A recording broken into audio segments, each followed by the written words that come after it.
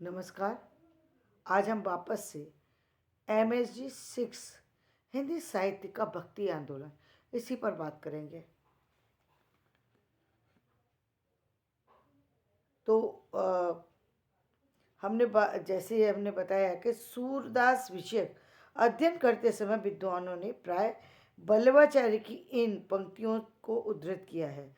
देश म्लेच्छाक्रांत है, गंगादि तीर्थ दुष्टों द्वारा भ्रष्ट हो रहे हैं, अशिक्षा और अज्ञान के कारण वैदिक धर्म नष्ट हो रहा है, तत्पुरुष पीड़ित व ज्ञान विस्मृत हो रहा है। ऐसी स्थिति में एकमात्र प्रश्नाश्रय में ही जीवन कल्याण है। तत्पुरुष पीड़ित, देखिए यहाँ पर तत्पुरुष शब्द ने बहुत सारी सी चीज़ों को इंगित किया है, लेकिन ध्यान सिर्फ एक चीज़ पे जाता है, तत्पुरुष का है, यानी उस समय की चीज़ों से पीड़ित व्यक्ति, उस समय की स्थितियों से पीड़ित व्यक्ति, जो वो उसके पास उस पीड़ाओं के कारण, उस समय की पीड़ाओं से पीड़ित व्यक्ति के पास जो है उसका उस पीड़ा के कारण से उसका ज्ञान जो है वो विस्मृत होने लगा। अब जो उसके अज्ञान था वो अज्ञानता में बदलने लगा। आपने देखा भी होगा, जब व्यक्ति किसी परिस्थिति से घिर जाता है या किसी दुख के उसमें आ जाता है, तो वो अपने एक तरीके से बहुत सारी सी चीज़ों को खो देता है। विक्षिप्त स्थिति में आदमी को कुछ ज्ञान नहीं रहता कि उसने क्या क्या एजुकेशन ली है, क्या क्या क्या मतलब उसके जीवन में क्या चीज़ें हैं। तो उस चीज़ को यहाँ पर इंगित किया है। तो उस समय के समाज की पीड़ा ये थी कि वो परेशान था, समझ नहीं आ रहा था अपने परिवार का बचाव कैसे करे। ऐसी स्थिति में एकमात्र कृष्णाश्रय में ही जीवन का कल्याण है। तो यहाँ पर ये बात स्पष्ट कर दी उन्होंने कि भक्ति की मार्ग के तरफ मुड़ने का कारण सिर्फ इस्लाम नहीं था, उस समय की वो सारी परिस्थितियां थी जो उस समय घटित हुई थी। भक्त कवियों के एक प्रमुख गुरु के सीधे साक्ष्य पर यूं प्रतिक्रिया वाली व्याख्या पुष्ट होती है। अच्छा होता कि प्रभाव और प्रतिक्रिया दोनों रूपों में इस्लाम की व्याख्या सहज भाव और अकुंठ मन से की जाए। यहाँ पर उन्होंने ये बात कही, क्या कही? अच्छा होता कि प्रभाव और प्रतिक्रिया, जो उस समय के लोगों पर प्रभाव पड़ा और जो उस प्रभाव की प्रतिक्रिया हुई, उस समय की जो परिस्थितियाँ हुई उसका जो प्रभाव पड़ा और उस पर प्रभाव के परिणाम स्वरूप जो लोगों के मन के विचार बदले, जो प्रतिक्रिया हुई, दोनों रूपों में इस्लाम की व्याख्या सहज भाव और अकुंठ मन से की जाए। यानी अकुंठ कहते कुंठित मन से ना की जाए। जब हम किसी के विषय में एक निश्चित धारणा बना लेते हैं, जैसे आज भी हम बहुत सारे लोग बोलते हैं, जब जो आप बॉम्बे चले जाइए तो कुछ समय पहले ये हाल था, बॉम्बे में जो बिहार के लोग थे उनको कोई इज्जत की दृष्टि से नहीं देखता था, क्योंकि जनरली उनको यही समझा जाता था भैया लोग। भैया लोग क्यों कहा जाता था? वो जनरली दूध वगैरह का काम ही किया करते थे, इसलिए उनको बहुत और वहाँ पर ज़्यादा पढ़े लिखे लोग थे। दूसरे पढ़े लिखे जितने थोड़े कम भी हों, लेकिन वो उनकी इंग्लिश थोड़ी अन्य जगह के गांव के लोगों से बेहतर थी। दूसरी बात, वहाँ फिल्म जगत था।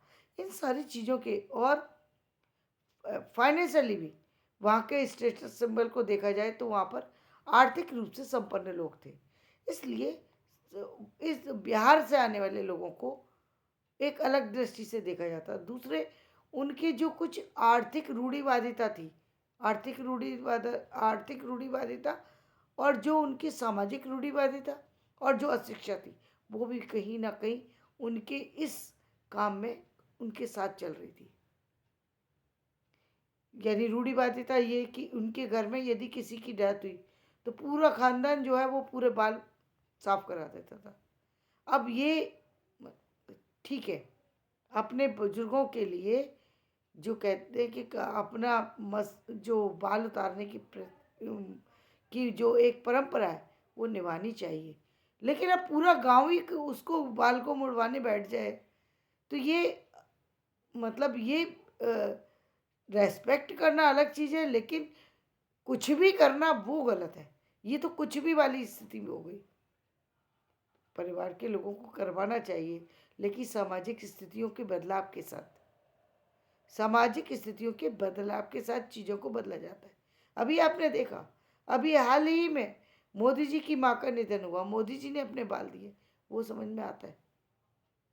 पिता के माँ के लिए अपने बाल देना समझ में आता है, लेकिन उन्होंने उसको सामने तो ऐसे नहीं दिखाया लोगों को कि देख कर के लोग कुछ अलग तरीके से देखें, लेकिन वहाँ के लोग कुछ इस तरह से अपने आप को रख रहे थे सामने वालों के सामने कि जो अच्छा प्रभाव नहीं पड़ता था। साफ सफाई बिल्कुल नहीं थी।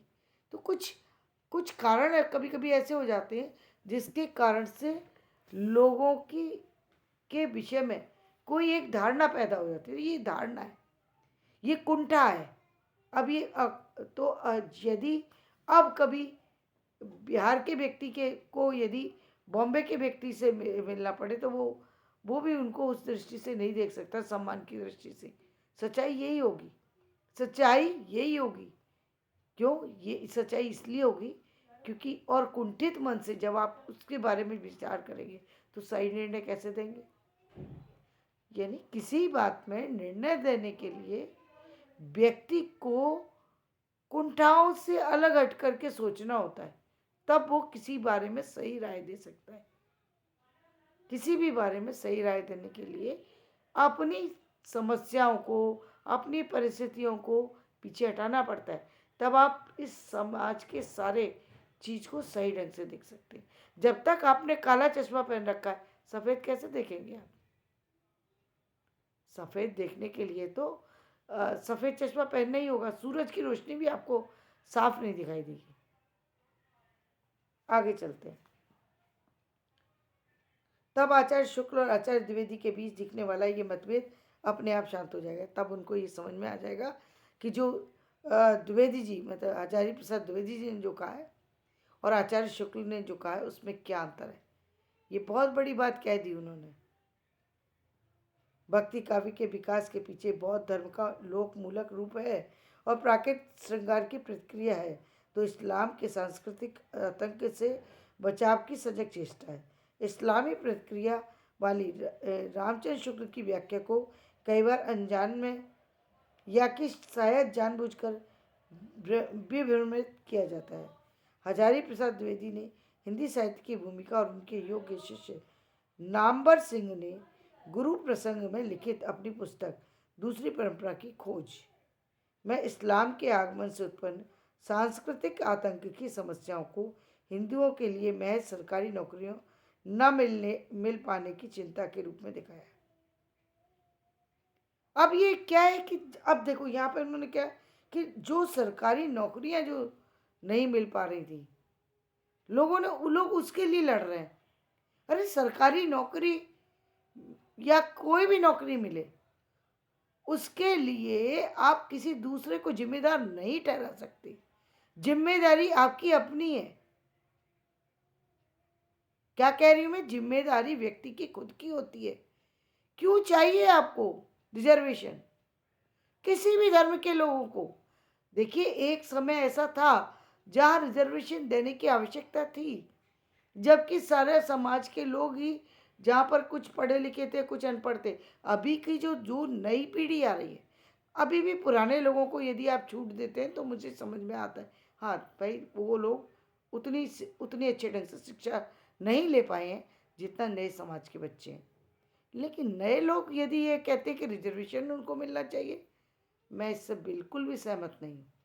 आपके पास वो सारी चीज़ें हैं जिनसे आप अच्छी साधन जुटा सकते हैं, अच्छी शिक्षा ग्रहण कर सकते हैं और अच्छी शिक्षा के को लेकर के अच्छे काम पर को प्राप्त कर सकते हैं। हो सकता है थोड़ा सा ज़्यादा समय लग जाए आपके लिए, 1-2 साल और अधिक लग जाएं। यदि आप कहीं बहुत ही कहीं थोड़ा ज़्यादा पिछड़े हुए हैं तो थोड़ा 1-2 साल और समझ लीजिए, बस इससे ज़्यादा नहीं। जितने भी 2019 के बाद वाले जितने भी बच्चे हैं, मेरी बात को ध्यान दीजिएगा।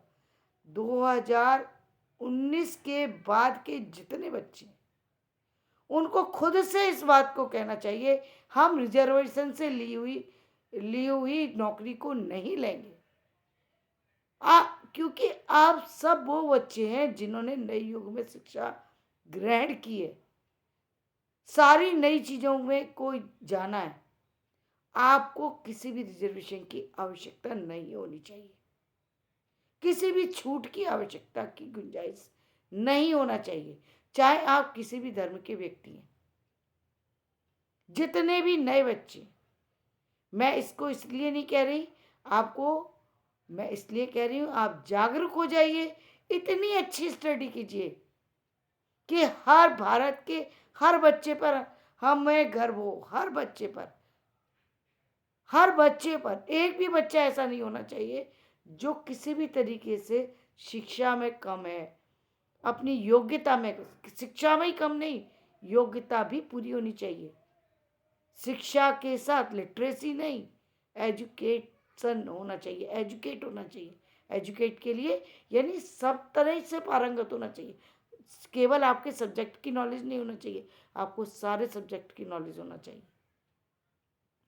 ऐसी शिक्षा होना चाहिए कि धमाका हो जाए, ब्रह्मांड में गूंज जाए आपकी आवाज, ब्रह्मांड भी आपको जो है आशीर्वाद देने को नत हो जाए। ऐसी आवाज होना चाहिए, चाहे वो किसी भी धर्म का बच्चा क्यों ना हो। इससे पहले वाले बच्चों के लिए मैं कह सकती हूँ, क्योंकि उनकी एजुकेशन थोड़ी सी कम थी।